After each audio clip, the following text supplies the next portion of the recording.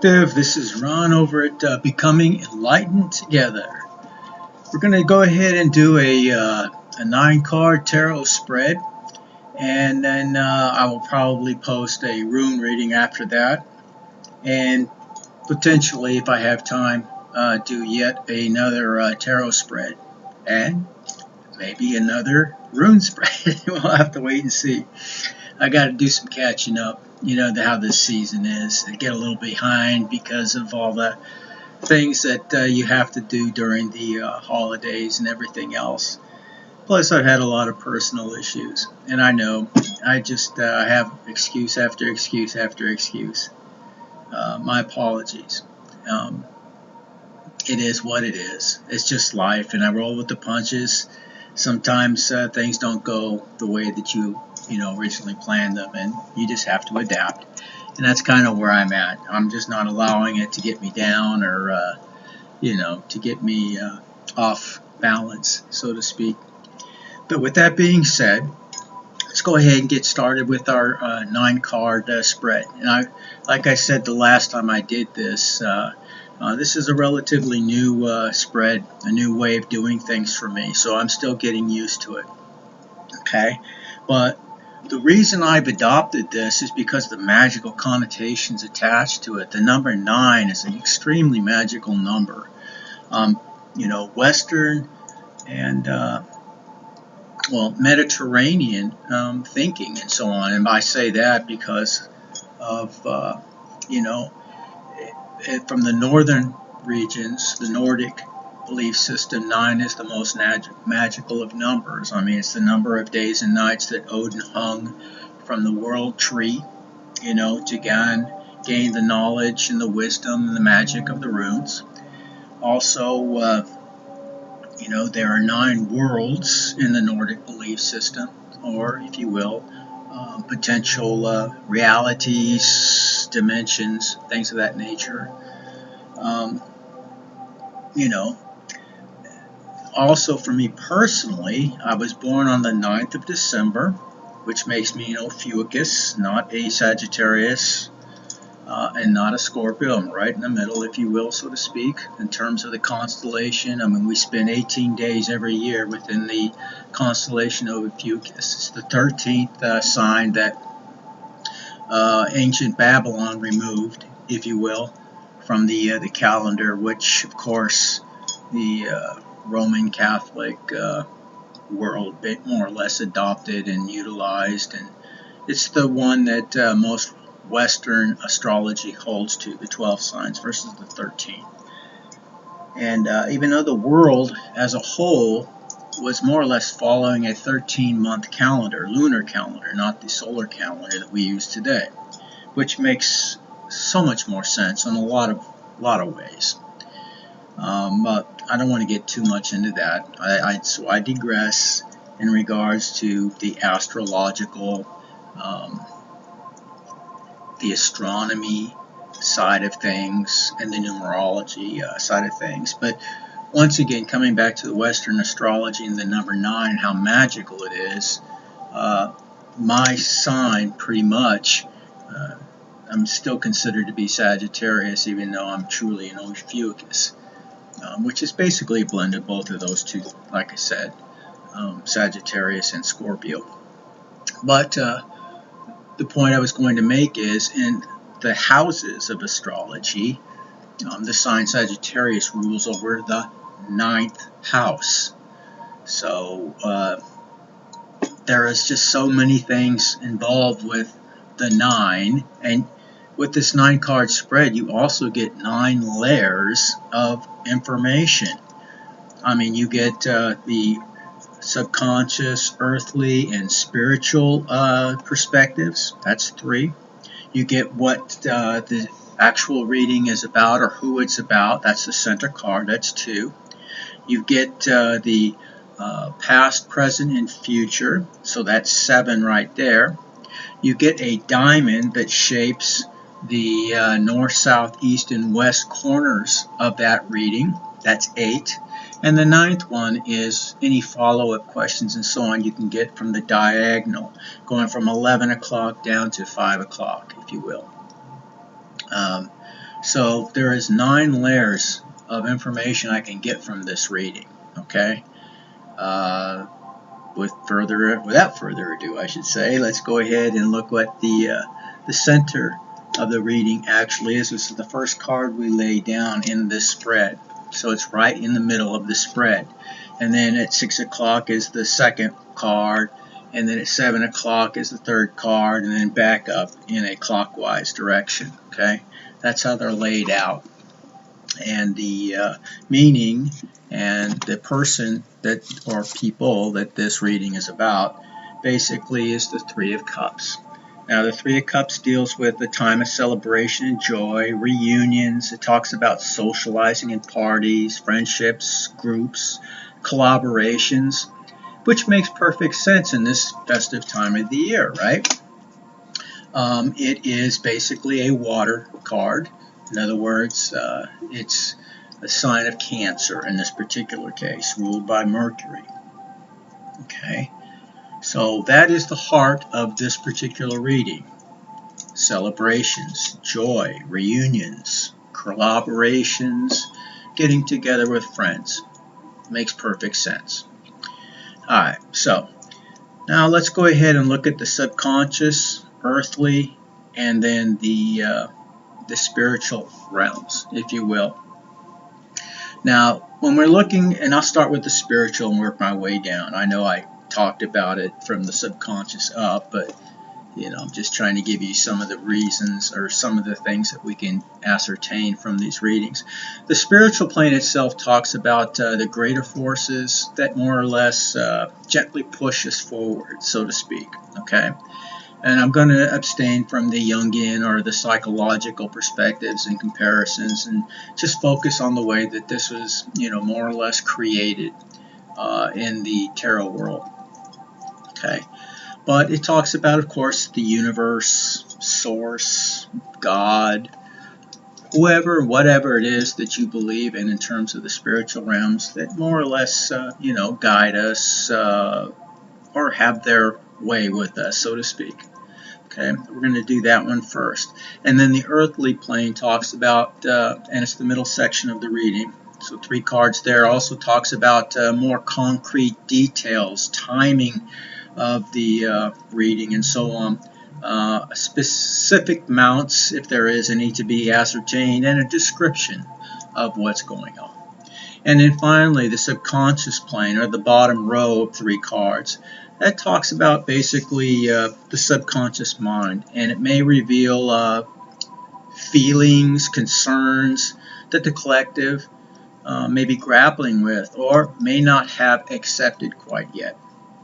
So it talks about your dream state, secret desires. It talks about your intuition and inner wisdom, things of that nature. Okay. So, and then of course I'll get into the past, present, and future, starting from left to right. Now, with the spiritual realm, the first card that we have is the 6 of Pentacles. In fact, the entire upper spiritual row is all about Earth. It's all about the materialistic plane, which is a little strange, when we're talking about, spiritual plane.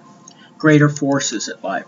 Maybe this is telling us that you're being blessed with all the material, desires that you have, in your mind that you desire. So this talks about universal balance being in your favor. Okay, that's what the 6 of Pentacles represents. It also talks about good karma and rewards, gifts, financial opportunities, giving, receiving, generosity, giving aid and help to others. This is an Earth card, as I stated. In fact, all 3 of them in the upper row are Taurus cards. So the possible earthly signs, Taurus, Virgo, and Capricorn, all 3 of the top row are all Taurus cards. Okay, so that's the first card. The second card is the King of Pentacles.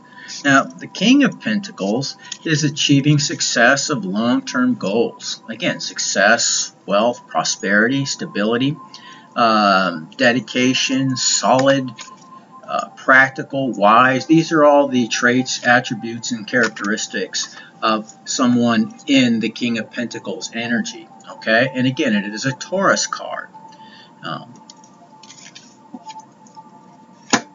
So a lot of earth energy. And then finally, for the final card in the spiritual row, we have the Seven of Pentacles. And this is talking about working towards your goals, and it's actually paying off for you. Financial gain, patience, manifestation because of your hard work.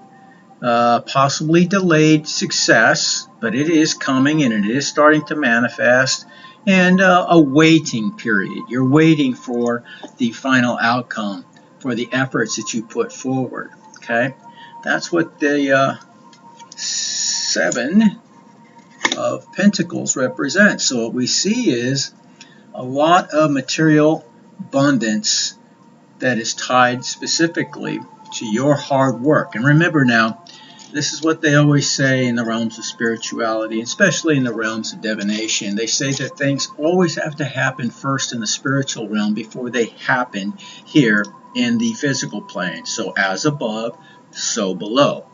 Okay? So that's what's happening. It's already happened for you in the spiritual realm. And you may be feeling a lot of this. It may be encouraging you and making you feel more excited about your near future, if you will. Okay? Because you know that this abundance is definitely on its way to you because of your hard work and your efforts. Now let's look at the second row. The second row is the earthly plane. And we start off with the Seven of Cups.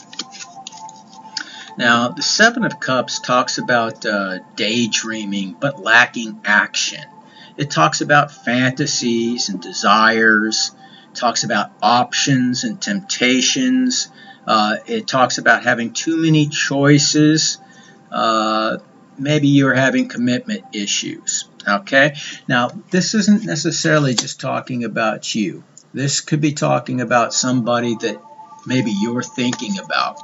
Maybe they're in that energy right now. The second card that we have is the Three of Cups. And again, we've already shown this. This is the center and the meaning of this particular reading. Again, the time of celebration and joy, reunion, socializing, friendship groups, collaborations, things of that nature. So all of these types of things, are basically happening in this festive time of the year. And maybe it could also tie into the fact that somebody who's deeply thinking about you in this time or this season, and they want to, get together with you, whether you're aware of that or not. But I'm sure that you're probably thinking about them too, because it feels as though they're very, I guess you can say that their manifestation abilities or perhaps their imagination is very powerful. So when they're thinking about you, you may have thoughts of them that also tend to pop up in your mind. Maybe you're both very, very attracted to each other, but you're just not talking to one another right now. It could be that. Now, finally, what we have in the earthly plane is the Eight of Swords. Now, the Eight of Swords, is feeling entrapped, maybe hopeless and cornered. Basically, it's a card of judgment and fear, sense of powerlessness sometimes, self-imposed restrictions, isolation, and imprisonment. Now, this is an air card. The first two were water. This one is air. This one stands for Gemini, okay? Now, this could mean that perhaps, like I was saying a few seconds ago, this person is very much thinking about you, wanting to be together with you, and imagining being together with you, perhaps very sexually. And they feel as though their hands are tied, they can't get to you. But what the cards are saying is otherwise. These are self-imposed restrictions. they could, and in fact, they're even being told that they're supposed to, listen to what it is that their guides are telling them, whether you believe in your ancestors working with you, the spirit itself, or your own, um, internal workings, are trying to push you forward in this, and you're fighting it. You're finding excuse after excuse. You don't want to make a solid move in regards to that, or they don't want to. It could go either way. So, however it fits in your particular case. But that's what I'm feeling in this. Okay, so it looks like somebody's really focused more on their money than they are on love, although secretly they're really, really thinking quite a bit about you. Now, the final row is the subconscious one, your inner thinking, if you will, that's right in the back of your mind, the thing that drives, without your being consciously aware of it a lot of times, your decisions or your thought processes. Now, we start off with the World card. This is a major arcana card, and it's a very positive one. It talks about the universe working in your favor. It talks about potential travel and success, a completion of a cycle or something, rewards, imagination, things of that nature. And again, this is another Earth card. This one deals with all three signs of Earth, Taurus, Virgo, and Capricorn, ruled by Saturn. Okay, so that's the very first card in the subconscious rule, and it's a very good one. Maybe you are feeling as though things are starting to work in your best interest and in your favor. And or maybe somebody, that person who's thinking about you quite a bit, is seeing that or feeling that way about you, that everything is going in your favor. Okay, now nobody knows what you're going through but you, so they may see or feel or believe that everything is just happening for you, that you have this undeniable luck and this, that, and the other thing, and that may be partially true. But nobody has any idea whatsoever of what you had to do, the hurdles you had to get over, the walls you had to knock down, the fights you had to fight alone oftentimes to get to a place of, this type of manifesting ability. So you may not even be consciously aware of your manifestation abilities. So that's what we're seeing here. Now, the next card in the subconscious row is the Four of Swords. Now, the Four of Swords, as all sword cards basically do talk, they're air cards, okay? And this one is a Libra card in particular. It talks about your mental state, mental or your thinking state. It talks about mentally or emotionally feeling overwhelmed and stressed. It talks about maybe a sense of anxiety, feeling drained and fearful, maybe a state of burnout, feeling like you're in a state of retreat, solitude, and it's a time of perhaps recovery for you. Being in solitude or in hermit mode, as we often say, can be used for the utmost, in terms of your building up your spiritual, aspects. The quietness and the solitude allows you the time to meditate and reflect upon things where, the clamor and so on of day to day just keeps you from being able to focus upon. So it's actually a blessing and not a curse if you use it that way. And that's just something I'm, bringing to your attention to help you to, see the positive in this if this is what you're going through right now. Some people, myself included, we thrive in that hermit mode. In fact, we long for it. We look forward to that time of, being able to gather our faculties, or being able to meditate and being able to pray, or being able to, be at one with ourselves, getting closer in spirit and so on, and centering ourselves. Now, we should be able to get to a point where even with the clamor of day-to-day life that we can put ourselves in that state of mind. And that's not always easy to do. And that's a given. I've been looking at more in terms of the little-known abilities that each and every one of us actually has, but very rarely, if ever, developed. Okay. Being able to shape our reality. Reality shaping is a very real attribute that humans have or possess, but never really cultivate because they're not aware of it. They don't believe in it. They're fearful, and their energy is scattered everywhere, so they can't focus on it. Pattern recognition, signal merging, timeline accuracy, emotional transmutation, taking something bad and making it into something good, taking those lemons and making lemonade kind of a thing. That's what transmutation actually is. It's not taking base metals and making it into gold, although there is something to that as well.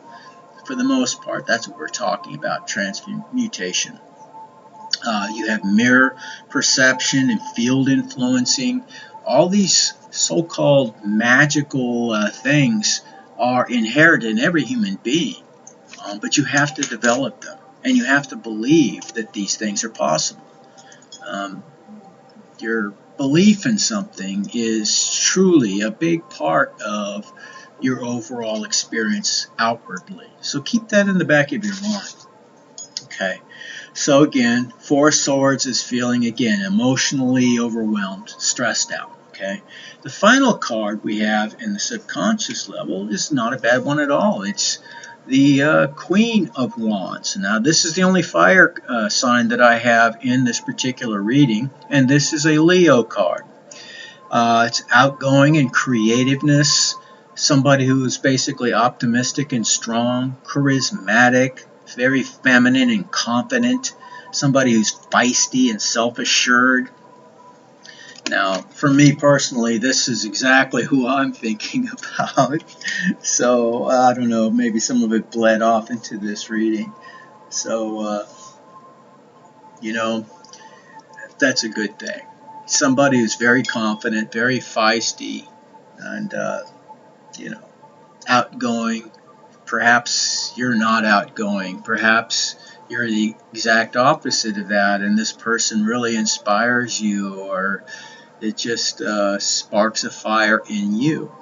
Or you, like myself, are very fiery. So, and having two fire signs get together can be very, very passionate, but it can also burn out very quickly if, it's left unchecked.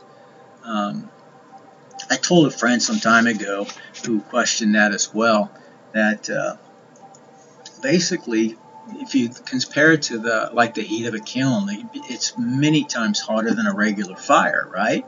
And it can be maintained almost indefinitely as long as you're putting fuel into that kiln, and as long as you're attending to it, you can keep that passion, that fire burning, very intensely for an indefinite period of time. So those are all very positive aspects. Now let's go ahead and look at past, present, and future. Okay? So in the past, what we have again is the Six of Pentacles. This is again universal balance being in your favor, good karma, rewards, gifts, financial opportunities, giving and receiving, generosity, things of that nature. And again, this is an earth sign card. This is basically that of Taurus. And this is the first energy for our past. Now, what that tells me is that somebody may actually be or have been in that state where everything was coming to them very easily. Perhaps they gathered things materialistically in a way that is less than noble. It's just something I'm feeling. It's not something I'm seeing specifically here in the cards. But we're going to get more into that because the next card is the Seven of Cups. Now, the Seven of Cups, this one is a water card when that typically deals with emotions. And this is one where you're daydreaming but lacking any action. Like you're fantasizing. You got temptations and you feel that there's too many choices. You may be, or somebody that's in your life that maybe you want to be with is tempted, and they may feel as though they have too many choices. And so they're unable to make any type of commitment in any way. So if that's you, that's the energy that we're seeing here from the past. Now also, and the final card for the past is again the World card, the universe being in your favor. Traveling, success, completion, rewards, imagination or imaginative. These are all things that maybe you or somebody that you are thinking about or is heavily in your energetic sphere of influence had experienced in the past. Okay? Everything was going in their favor or in your favor. Again, switch it around where it fits. So that's what we saw for the past. Now for the present information, what we have is the King of Pentacles. Now the King of Pentacles, and this again is an Earth card, is achieving success, long-term goals, wealth, prosperity, stability, dedication, solid, practical, and wise. So somebody's basically, wealthy in terms of materialistic, possessions and things of that nature. You have the house, you have the cars, you have, money in your bank account, things of that nature. That's what it's telling us for the present. And that's further echoed by the next card in that row for a present of celebration. Again, a water cup. So one of emotions where it's time for celebration and joy, socializing and things of that nature. Okay, this is a Cancer card. Cancer, Pisces, Scorpio. But this one is actually Cancer. So again, what we're seeing is a reason to be joyful. Now, if this hasn't happened for you right this minute, even though this is present energy, this means that it's right there on the cusp. I mean, you're right there at the point of getting these types of materialistic goods, things that you either desire or that are going to be simply given to you from above. Okay? Maybe you've gone on a very long journey. Now it's time for you to be rewarded, but presently you're feeling this way. A bit of mental and emotional anguish, feeling a little overwhelmed and stressed out. Okay, perhaps you are again in hermit mode. So this is your present energy. God, I cannot talk today. This is an air card. This is one of Libra. Okay, so. Again, talks about the intellect and thinking. Maybe you're overthinking things, and that's kind of why you're in this stressed out mode. That's your present energy. Now, as far as our future goes, first card that we get is the Seven of Pentacles. So, Pentacles, of course, is an Earth card. This is, again, Taurus. Talks about working towards one's goals, financial gain, needing some patience, manifesting through your hard work. Perhaps it's a delayed success, and you're still waiting upon that success to manifest in full. Okay, and that's why you're stressed out presently. Now, what we have after that is the Eight of Swords. Again, talking about air. So this is a Gemini card. It talks about feeling entrapped, hopeless, cornered, feeling judged, fearful, powerless. But it's a self-imposed restriction. You're in isolation and feeling a sense of imprisonment even. Okay? But again, it's making sure that it echoes the idea that these are things that you yourself are doing. You have a means of finding a way out of this prison that you've created for yourself. Okay, that's what it's telling us for the future. So keep that in mind, because the last card that we get again is that Fire card, that Leo card, that Queen of Wands. Somebody who's now going to be outgoing and creative, feeling optimistic and strong, charismatic. Somebody who is very much in their feminine energy. Remember, we have both masculine and feminine energies, and really what I believe that we're here to do is to, one, understand what that means, the masculine attributes versus the feminine attributes, and find the balance between both so that you by yourself, are a complete and a whole person. You don't need anything outside of yourself to complete you. You do that because you want that other person, not because you need that other person. That's when that relationship can really flourish. Okay? You edify one another. You become more empowered, through the union of another person who's also whole. So that's what this is showing us, and this is in your future. So now, some other information we can ascertain is, again, the north, south, east, and west cards. Now, at the north, we have the King of Pentacles. Okay, this gives us the environment that basically the clients may find themselves within, and so on. And this, again, is achieving success of long-term goals, wealth, prosperity, stability, dedication, solid, practical, and wise. This is what we both want and want to maintain, right? So that makes sense. Nobody wants to be absolutely in abject poverty, right? We want to be able to be free. And in this world where money seems to rule everything, without money, it's hard to really move around. And I experienced that for the last year and then some, because I didn't want to feed the beast anymore. I didn't want to be part or I took the only act that I could, without actually going into an armed rebellion, so to speak, which wouldn't have accomplished much by itself. I stopped feeding the very structure that I abhor and detest. That's a whole nother story, but I would have such strong convictions. I lived, in other words, walked the walk, didn't just talk the talk. But I've been writing and talking about these subjects for decades. So, but the next card that we have at the 3 o'clock position, or the west position, so to speak, is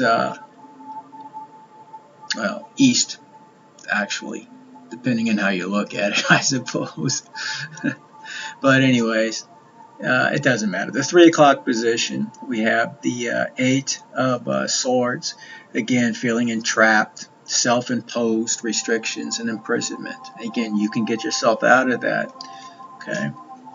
Now, sometimes having a lot of money can make you feel less free than more free, because you have more decisions you have to make, and more people that are really trying to steal your wealth from you. So you have to be always on your toes. And again, we're seeing that echoed yet again with the 4 of swords. Again, the feeling of being mentally or emotionally overwhelmed and stressed out, anxious, the need for rest, and perhaps to find some solitude so that we can reestablish our strength and our energy. And at the 9 o'clock position, we have, again, the 7 of Cups, a watery card, Scorpio card. And this basically talks about daydreaming, but not using any action to propel those dreams.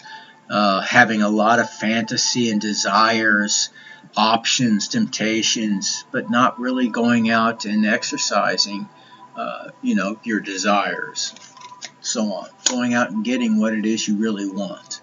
You want it to come to you instead of doing something about it.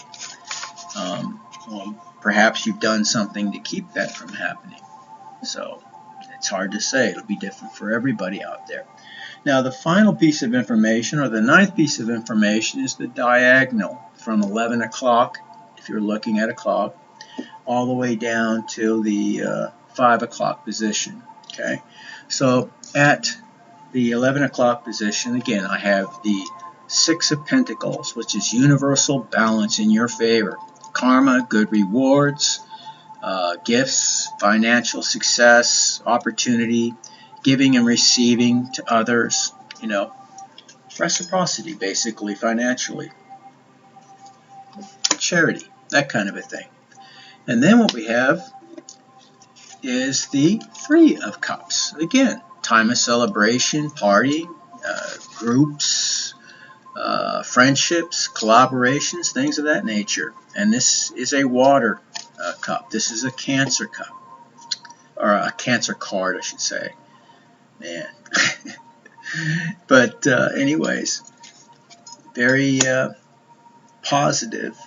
We have the entire spiritual row talks about materialistic, gifts and enrichment coming your way, and the diagonal ones are also speaking quite a bit about the same thing. The last card that we have at the 5 o'clock position is the fiery Queen of Wands. Somebody who is outgoing and creative, optimistic and strong, charismatic, very, very much in their feminine energy, confident and feisty, self-assured. Okay, this is the kind of energy that, either we wish to be in, or that is about to be brought into your life through the guise of another person. So that's 9 layers of information that we got from this reading. And basically it's telling us that this time of the year, of course, is one of festivity and getting together with others. In terms of our materialistic pursuits and dreams, they are coming, but it requires hard work. Just keep working at it. It is seemingly guaranteed that you will succeed. We also find ourselves in a state of dreaming and fantasizing, and yet not really putting the effort forward to getting some of those things that we really want, whether it's a person, place, or a thing. Okay? Go out and shoot your shot. I mean, what's the worst that can happen, right?